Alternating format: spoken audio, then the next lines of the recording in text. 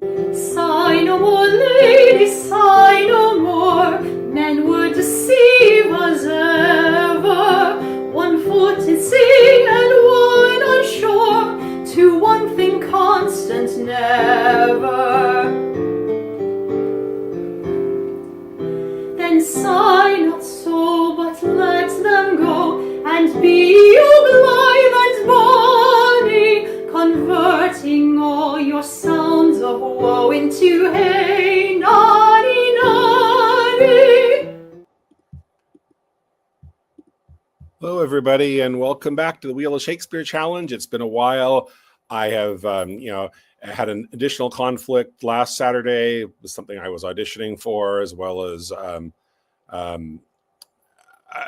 this past year. I've started having conflicts the first and third Saturdays, and I was cast in the thing that I auditioned for Saturday. So I want to mention to people, it's going to occupy me every Saturday from November 1st through May. So would like to talk with some of my regulars about what we're going to get the session going about, maybe a time to reschedule, because I do love doing this with you guys every week and performing impromptu performances of the works of Shakespeare here on YouTube. And maybe want to find a time, maybe we can go back to meeting every week if we find a time that works for everybody. So, people can drop it in the comments who are watching on YouTube, the people who are on my mailing list to play, share ideas of maybe we can reschedule, start going back to every Saturday as long as we get a time that has fewer conflicts. But I'm glad, at least for today, that I'm back. Bill just joined us, so we got a decent turnout, even though we haven't done this in it's been 4 weeks now since the last one. So we've still got Henry, Bill, Sheila, and Robert, who haven't seen him in a while. We're glad to have him back.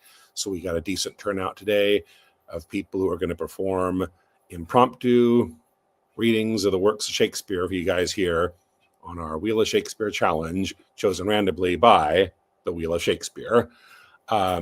Bill is up first, according to our randomly chosen order that we do in invest. So Bill is our performance. He's going to be performing doing the Wheel of Shakespeare for Bill. He will be doing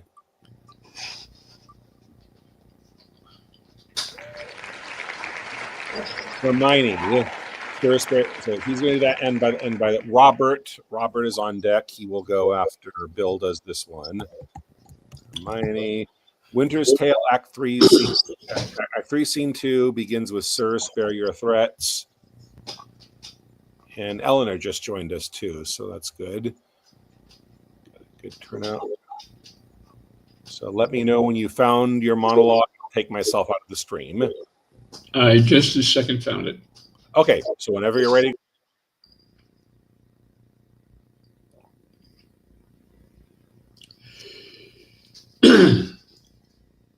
Sir, spare your threats. The bug which you would fright me with, I seek.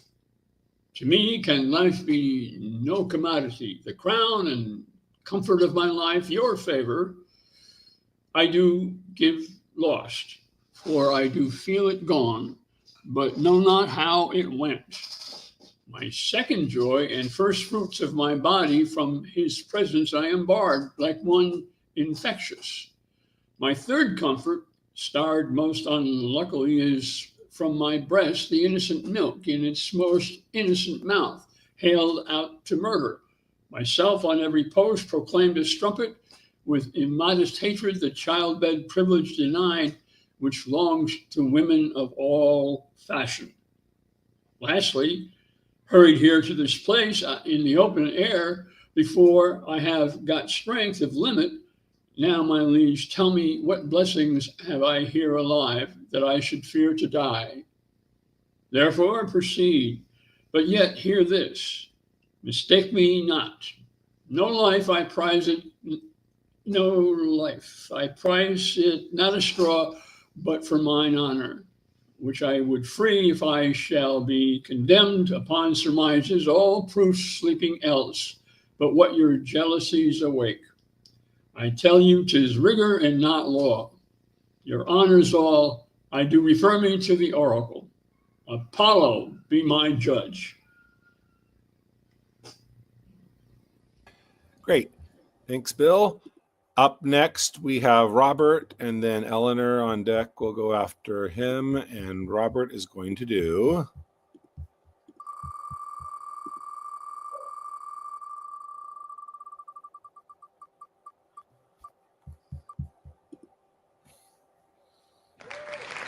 Queen Catherine, Her I Desire. Okay. Henry VIII, Act 2, Scene 4.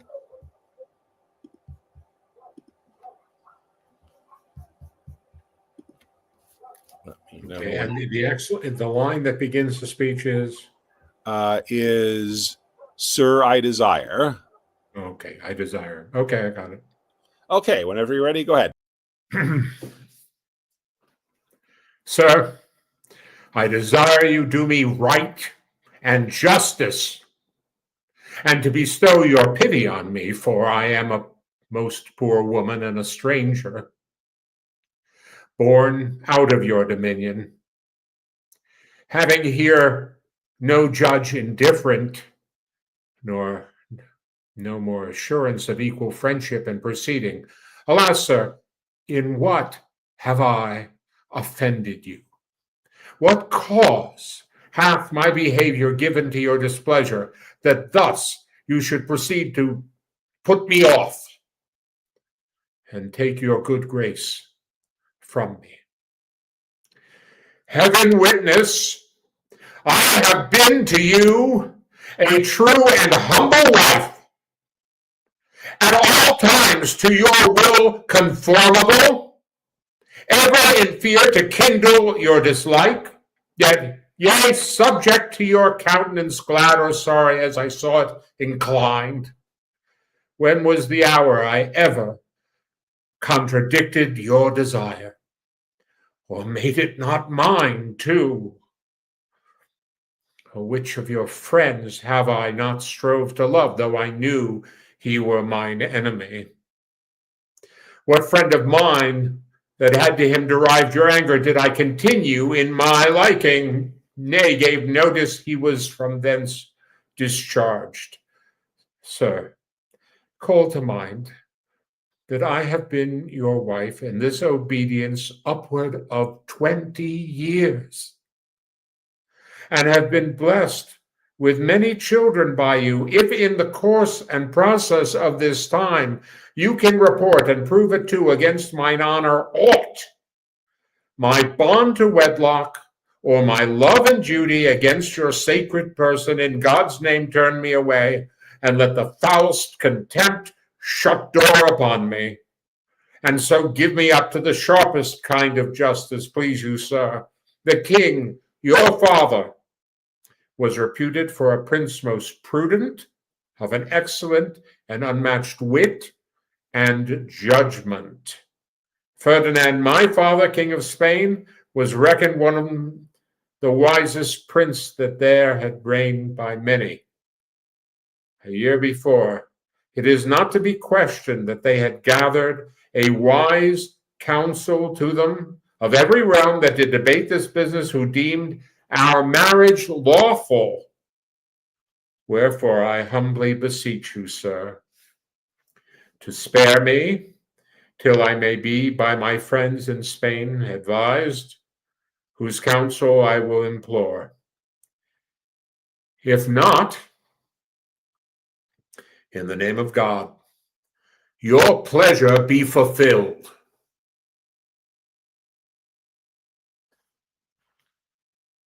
Scene. Okay, thank you, Robert. Eleanor is up next, and then Bill is on deck. He will go after Eleanor does.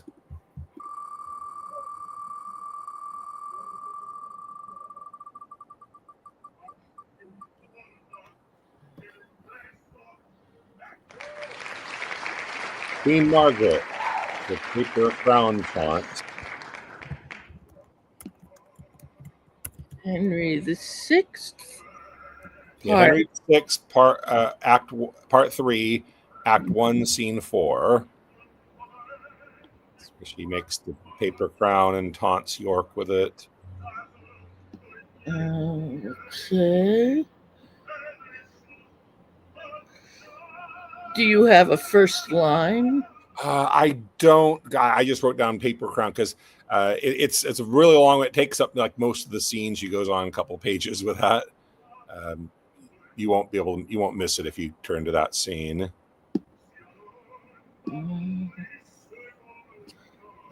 Act 1, Scene 4.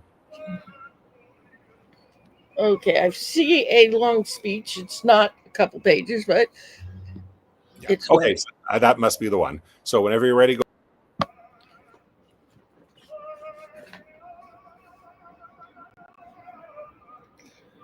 Brave warriors, Clifford and Northumberland, come, make him stand upon this molehill here that wrought at mountains with outstretched arms, yet parted but the shadow with his hand.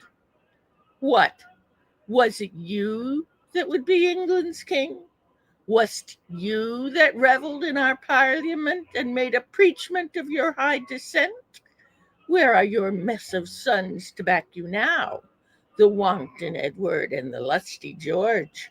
And where's that valiant crookback prodigy, Dicky, your boy, that with his grumbling voice was wont to cheer his dad in mutinies? Or with the rest, where is your darling Rutland? Look, York, I stained this napkin with the blood that valiant Clifford, with his rapier's point, made issue from the bosom of the boy. And if thine eyes can water for his death, I give thee this to dry thy cheeks withal. Alas, poor York, but that I hate thee deadly, I should lament thy miserable state. I prithee, grieve to make me merry, York. What? Hath thy fiery heart so parched thine entrails that not a tear can fall for Rutland's death? Why art thou patient, man? Thou shouldst be mad, and I to make thee mad do mock thee thus. Stamp, rave, and fret that I may sing and dance. Thou wouldst be feed, I see, to make me sport. York cannot speak unless he wear a crown. A crown for York, and lords bow low to him. Hold you his hands while I do set it on.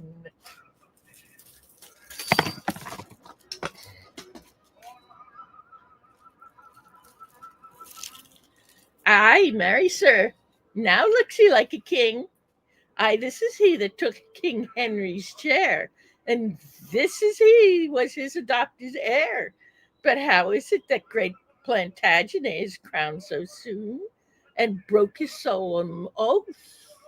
As I bethink me, you should not be king till our King Henry had shook hands with death. And will you pale your head in Henry's glory, and rob his temples of the diadem now in his life against your holy oath? Oh, 'tis a fault too unpardonable. Off with the crown, and with the crown his head. And whilst we breathe, take time to do him dead.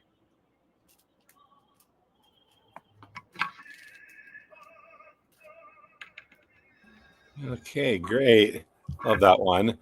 So good job, Eleanor. Now we've got Bill is up next, and then myself. No, I'm sorry, Henry. Henry is up next, and then myself, and then Sheila. So Henry is going to do.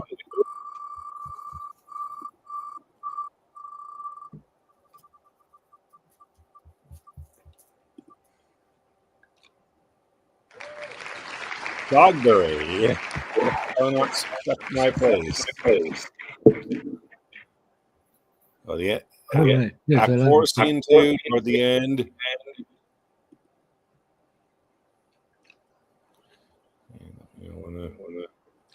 Let me know your file. I'll go ahead and give you your cue and then take myself out. I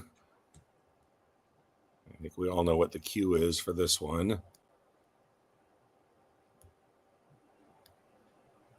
Okay, found it.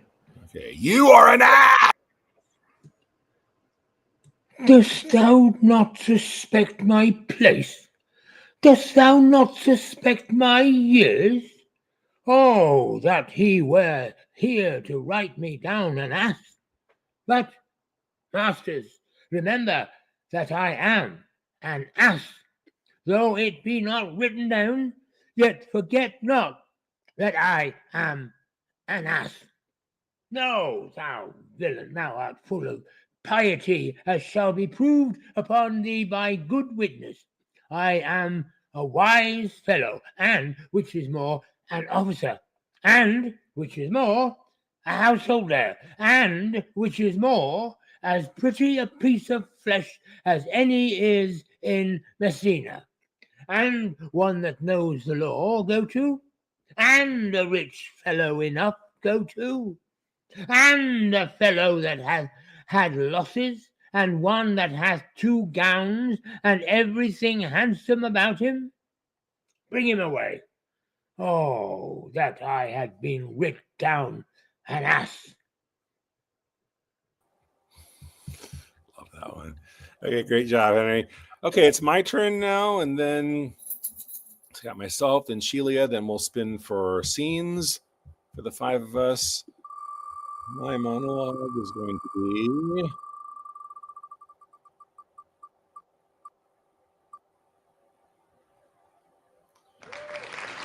Camera, my lovely Aaron. Yeah, you're right in the comments. We're getting almost all ladies today. My lovely, that's Act 2, Scene 3.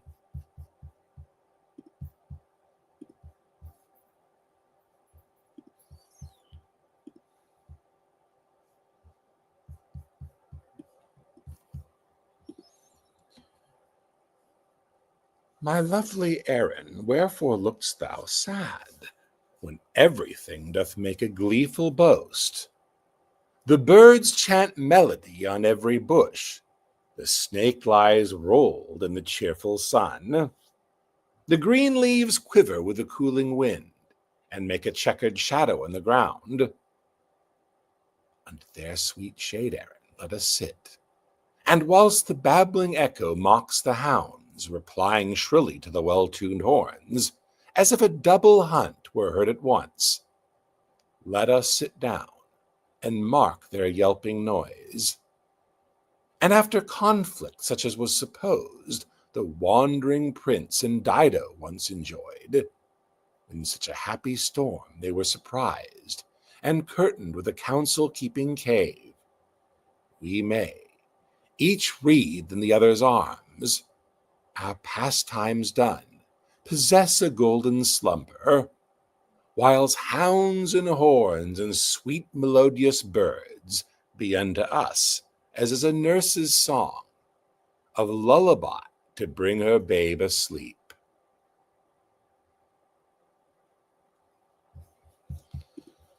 Okay. One more monologue before we spin for scenes. That will be Sheila. And she is going to do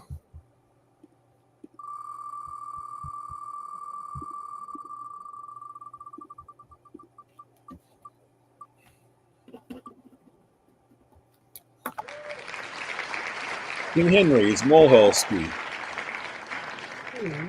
King Henry VI, that's part 3, Act 2, Scene 5. Oh my. Certainly love this one.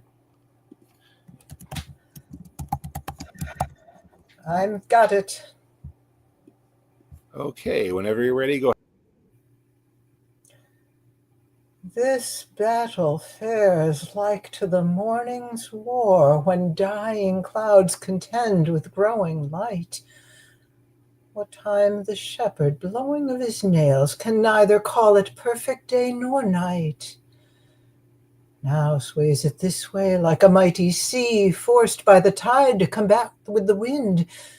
Now sways it that way, like the selfsame sea forced to retire by fury of the wind. Sometimes the flood prevails, and then the wind. Now one the better, then another best, both tugging to be victors breast to breast, yet neither conqueror nor conquered. So is the equal of this fell war. Here, on this molehill, will I sit me down, To whom God will, there be the victory. For Margaret, my queen, and Clifford, too, have chid me from the battle, swearing both they prosper best when I am thence. Oh, would I were dead! If God's goodwill were so. For what is in this world but grief and woe? Oh, God, methinks it were a happy life to be no better than a homely swain, to sit upon a hill as I do now, to carve out dials quaintly, point by point, thereby to see the minutes how they run, how many make the hour full complete, how many hours bring about the day, how many days will finish up the year, how many years a mortal man may live. When this is known, then to divide the times, so many hours must I tend my flock, so many hours must I take my rest, so many hours must I contemplate, so many hours must I sport myself, so many days my ewes have been with young, so many weeks ere the poor fools will e'en, so many years ere I shall shear the fleece. So minutes, hours, days, months, and years passed over to the end they were created would bring white hairs unto a quiet grave. Ah, what a life were this! How sweet, how lovely! Gives not the hawthorn bush a sweeter shade to shepherds looking on their silly sheep than doth a rich embroidered canopy to kings that fear their subjects' treachery? Oh, yes, it doth. 1,000-fold it doth. And to conclude, the shepherd's homely curds, his cold, thin drink out of his leather bottle, his wonted sleep under a fresh tree's shade, all which secure and sweetly he enjoys, is far beyond a prince's delicates. His viands sparkling in a golden cup, his body couched in a curious bed, when care, mistrust, and treason waits on him.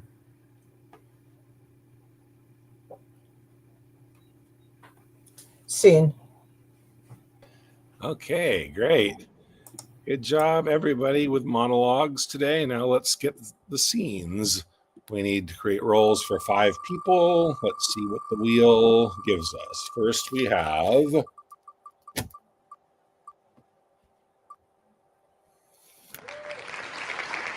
Romeo and Juliet, Juliet and the nurse. Act 2, Scene 5. Juliet and the nurse.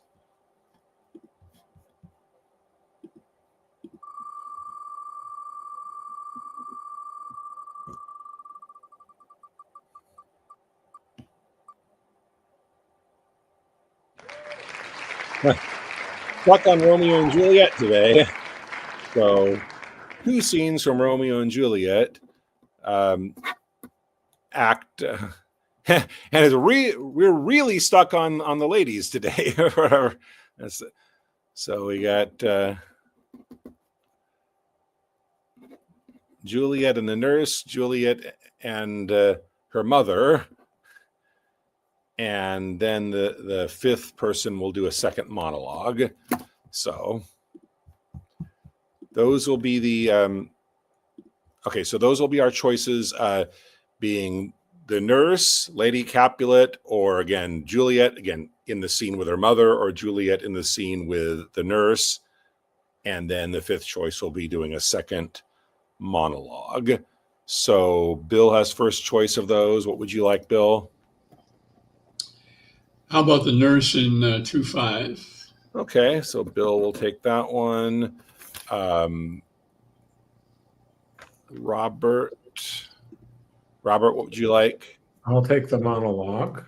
So Robert will do a second monologue. Eleanor. What are my choices again? You can be Lady Capulet in Act 3, Scene 5, or you can be Juliet in the scene with the nurse, or Juliet in the scene with Lady Capulet. I'll be Juliet with the nurse. Okay, so you'll be Juliet in the scene with Bill. That's this Act 2, Scene 5. And then Henry.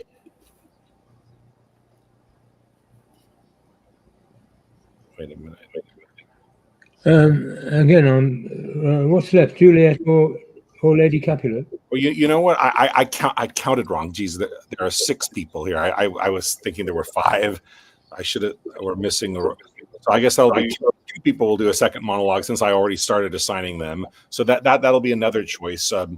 Robert has elected to go with a second monologue. That will be another choice for you as well. So the choices remaining are being Juliet, Lady Capulet, or another monologue.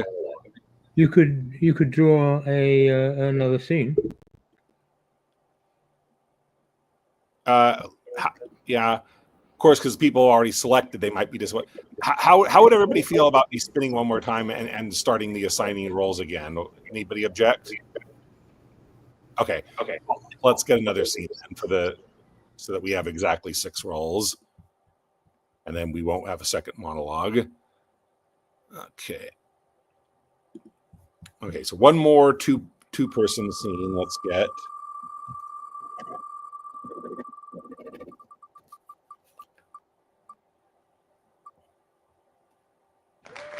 Okay, so Cassius and Brutus. That's Act 4, Scene 3. Cassius and Brutus. Okay, so now we have exactly 6 roles. We don't need to do additional monologues. So 6 roles in the 2 scenes will be Cassius, Brutus, the nurse, Lady Capulet, and then Juliet in the scene with her mother, or Juliet in the scene with the nurse are the 6 choices. So we'll go back again, same order. Bill has first choice. Bill, what would you like?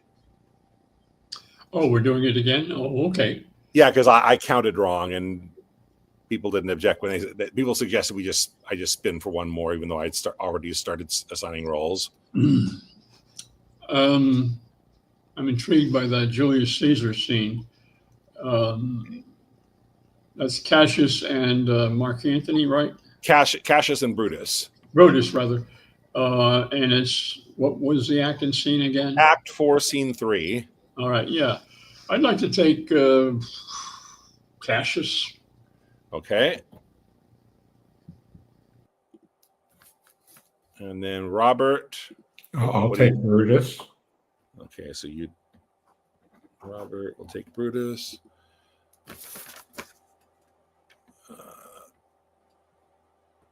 Eleanor. The choices now are Lady Capulet, the nurse, or Juliet in the scene with the nurse, or Juliet in the scene with Lady Capulet.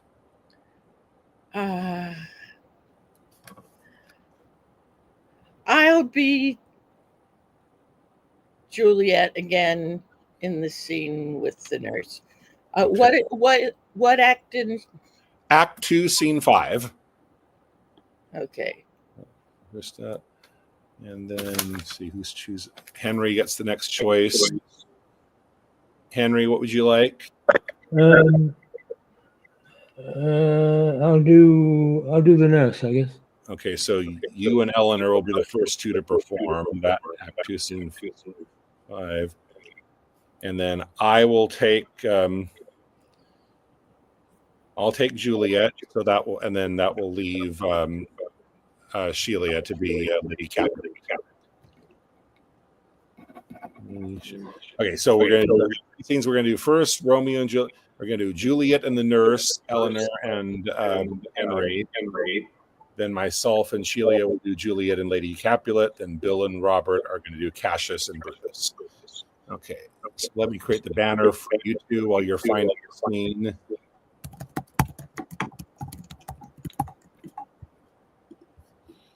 Act 2, scene 5. You both found where you're gonna go from?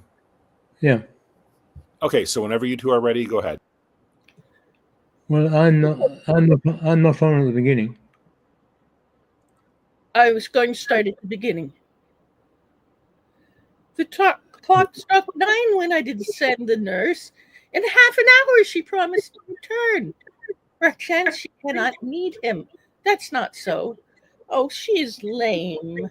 Love's herald should be taught with 10 times faster blood than the sun's beams, driving back shadows or lowering hills. Therefore do nimble pinioned doves draw love, and therefore hath the winged swift Cupid wings. Now is the sun upon the hindmost hill of this day's journey, and from 9 till 12 is 3 long hours, yet she is not come. Had she affections and warm youthful blood, she would be as swift in motion as a ball. My words would bandy her, my sweet love, and his to me. But old folks, many fain as they were dead, unwieldy, slow, heavy, and pale as lead. Oh God, she comes. Oh, honey nurse, what hast thou met with him? Man away. Peter, stay at the gate. Now, good sweet nurse, oh Lord, why look'st thou sad? Though news be said, yet tell them merrily. If good, thou shamest the music of sweet news by playing it to me with so sour a face. I am aweary. Give me leave a while. Fie, how my bones ache. What a jaunt have I had. I would thou hadst my bones and I thy news. Nay, come, I pray thee, speak. Good nurse, speak. Please you, what haste? Can you not stay a while? Do you not see that I am out of breath? How art thou out of breath when thou hast breath to say to me that thou art out of breath? The excuse that thou dost make in this delay is longer than the tale thou dost excuse. Is thy news good or bad? Answer to that. Say either, and I'll stay the circumstance. Let me be satisfied. It's good or bad? Well, you have made a simple choice. You know not how to choose a man. Romeo. No, not he.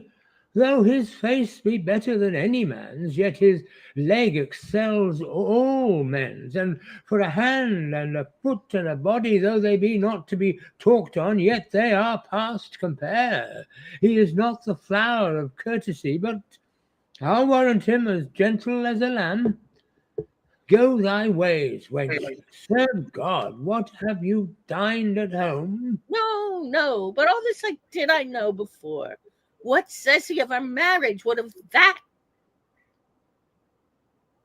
No, Lord, how my head aches.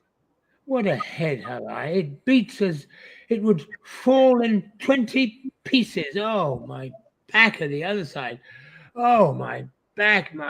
Beshrew your heart for sending me about to catch my death with jaunting up and down. In faith, I'm sorry that thou art not well. Sweet nurse, tell me, what says my love? Your love says I've been an honest gentleman, and a courteous, and a kind, and a handsome, and, I warrant, a virtuous. Where is your mother? Where's my mother? Why, she's within. Where should she be? How oddly thou repliest. Your love says like an honest gentleman, where is your mother? Oh, God's lady, dear, are you so hot? Marry, come up, I trow. Is this the poultice for my aching bones? Henceforward do your messages yourself. Here's such a coil. Come, what says Romeo? Have you got leave to go to shrift today? I have. Then hie you hence to Friar Lawrence' cell. There stays a husband to make you a wife. Now comes the wanton blood upon your cheeks. They'll be in scarlet straight at any news. Hie you to church. I must another way to fetch a ladder, by the which your love must climb a bird's nest soon when it is dark. I am the drudge and toil in your delight, but you shall bear the burden soon at night. Go, I'll to dinner. Hie you to the cell. Hie to high fortune. Honest nurse, farewell. Okay, great job, you two. Now it's time for myself to be my own version of Juliet to Shelia's Lady Capulet. So it looks like when you enter Why How Now Juliet, you're ready to go from that point. Okay. Yes. Why, how now, Juliet? Madam, I am not well. Evermore weeping for your cousin's death. What, wilt thou wash him from his grave with tears? And if thou couldst not make him live. Therefore have done. Some grief shows much of love, but much of grief shows still some want of wit. Let me weep for such a feeling loss. So shall you feel the loss, but not the friend which you weep for. Feeling so the loss cannot choose but ever weep the friend. Well, girl, thou weepest not so much for his death as that the villain lives which slaughtered him. What villain, madam? That same villain, Romeo. Villain and he may be many miles asunder. God pardon me. I do with all my heart, and yet no man like he doth grieve my heart. That is because the traitor, murderer, lives. I, madam, from the reach of these my hands, would none but I might venge my cousin's death. We will have vengeance for it, fear thou not. Then weep no more. I'll send to one in Mantua, who that same banished runagate doth live, shall give him such an unaccustomed dram that he shall soon keep Tybalt company, and then I hope thou wilt be satisfied. Indeed, I never shall be satisfied with Romeo till I behold him dead. Is my poor heart for a kinsman vexed? Madam, if you could find out but a man to bear a poison, I would temper it, that Romeo should upon receipt thereof soon sleep in quiet. Oh, how my heart abhors to hear him named, and cannot come to him, to wreck the love I bore my cousin upon his body that slaughtered him. Find thou the means, and I'll find such a man. But now I'll tell thee joyful tidings, girl. Joy comes well in such a needy time. What are they, I beseech your ladyship? Well, well, thou hast a careful father, child, one who, to put thee from thy heaviness, hath sorted out a sudden day of joy that thou expectest not, nor I looked not for. Madam, in happy time, what day is that? Marry, my child, early next Thursday morn, the gallant, young, and noble gentleman, the County Paris, at St. Peter's Church shall happily make thee there a joyful bride. By St. Peter's Church and Peter too, he shall not make me there a joyful bride. I wonder at this haste that I must wed ere he that should be husband comes to woo. I pray you, tell my lord and father, madam, I will not marry yet, and when I do, I swear, it shall be Romeo, whom you know I hate, rather than Paris. These are news indeed. Here comes your father. Tell him so yourself, and see how he will take it at your hands.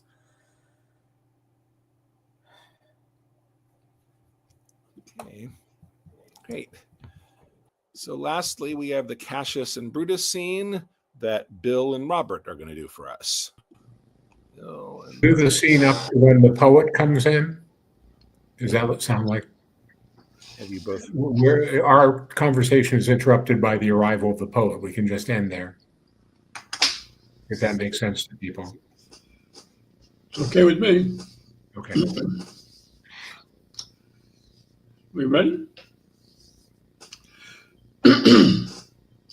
That you have wronged me doth appear in this. You have condemned and noted Lucius Pella for taking bribes here of the Sardians, wherein my letters praying on his side, because I knew the man, were slighted off. You wronged yourself to write in such a case. In such a time as this, it is not meet that every nice offense should bear his comment. Let me tell you, Cassius, you yourself are much condemned to have an itching palm, to sell and mart your offices for gold to undeservers. An itching palm, you know that you are Brutus that speaks this, or by the gods this speech were else your last. The name of Cassius honors this corruption, and chastisement doth therefore hide his head. Chastisement? Remember March, the Ides of March. Remember, did not great Julius bleed for justice' sake? What villain touched his body that did stab and not for justice? What, shall one of us that struck the foremost man of all this world, but for supporting robbers, shall we now contaminate our fingers with base bribes, and sell the mighty space of our large honors for so much trash as may be grasped thus? I'd rather be a dog and bay the moon than such a Roman. Brutus, bay not me. I'll not endure it. You forget yourself to hedge me in. I am a soldier, older in practice, abler than yourself to make conditions.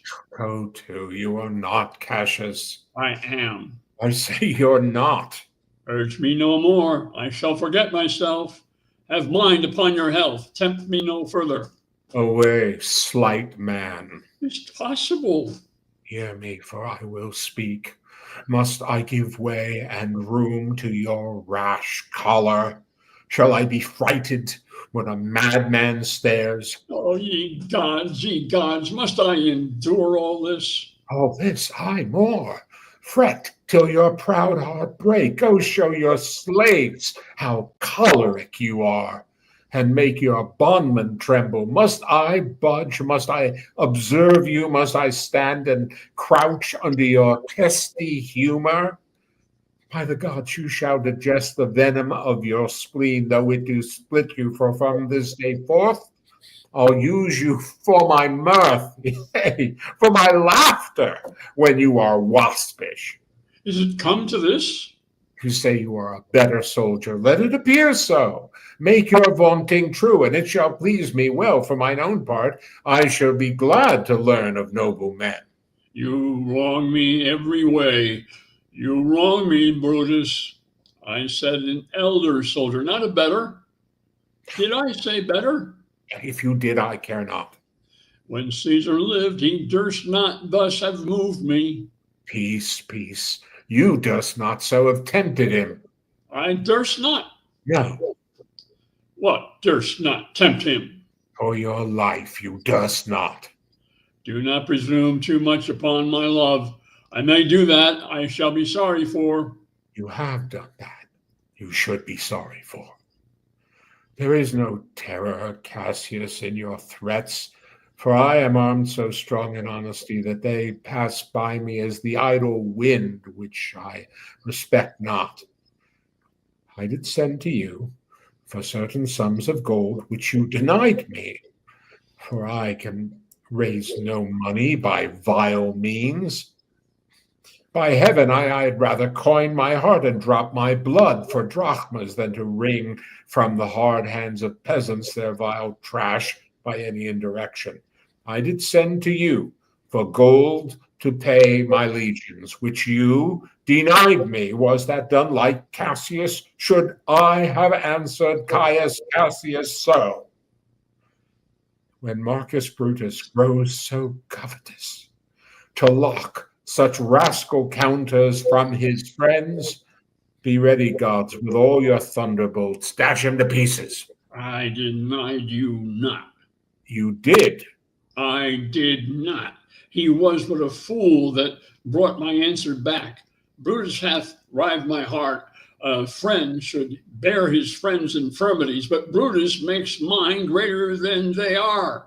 I do not till you practice them on me. You love me not. I do not like your faults. A friendly eye could never see such faults. A flatterers would not, though they do appear as huge as high Olympus. Come, Antony and young Octavius, come. Revenge yourselves alone on Cassius, for Cassius is a weary of the world, hated by one he loves, braved by his brother, checked by like a bondman, all his faults observed, set in a notebook, learned and conned by rote to cast into my teeth. Oh, I could weep my spirit from mine eyes. There is my dagger, and here my naked breast. Within a heart dearer than Plutus is mine, richer than gold. If that thou beest a Roman, take it forth. I that denied thee gold will give my heart. Strike as thou didst at Caesar, for I know when thou didst hate him worse, thou lovest him better than ever thou lovest Cassius. Sheathe your dagger. Be angry when you will, it shall have scope. Do what you will. Dishonor shall be humor. O Cassius, you are loped with a lamb that carries anger, as the flint bears fire, who much enforced shows a hasty spark, and straight is cold again. Hath Cassius lived to be but mirth and laughter to his Brutus, when grief and blood ill-tempered vexeth him? When I spoke that, I was ill-tempered too. Do you confess so much? Give me your hand. And my heart too. Oh, Brutus, What's the matter? have you love enough to bear with me when that rash humor which my mother gave me makes me forgetful? Yes, Cassius, and from henceforth, when you are over earnest with your Brutus, he'll think your mother chides and leave you so. Scene. Okay, great job, you two. Great job, everybody, today. Thank you all for your great performances, as always. So remember, this past year, I started having conflicts in the first and third Saturday, and I'm going to start having them every Saturday. But that children's theater play wasn't going to start till November 1st. So that means at least next week you can expect that. For October, unless something comes up, we should still have around second and fourth Saturdays like we've been doing this year. But then after that, gives us a month to kind of still think about it.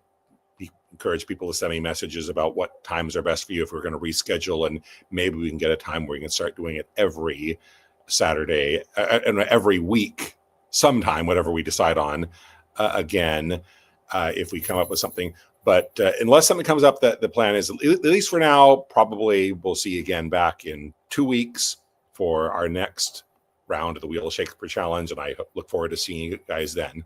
Bye now.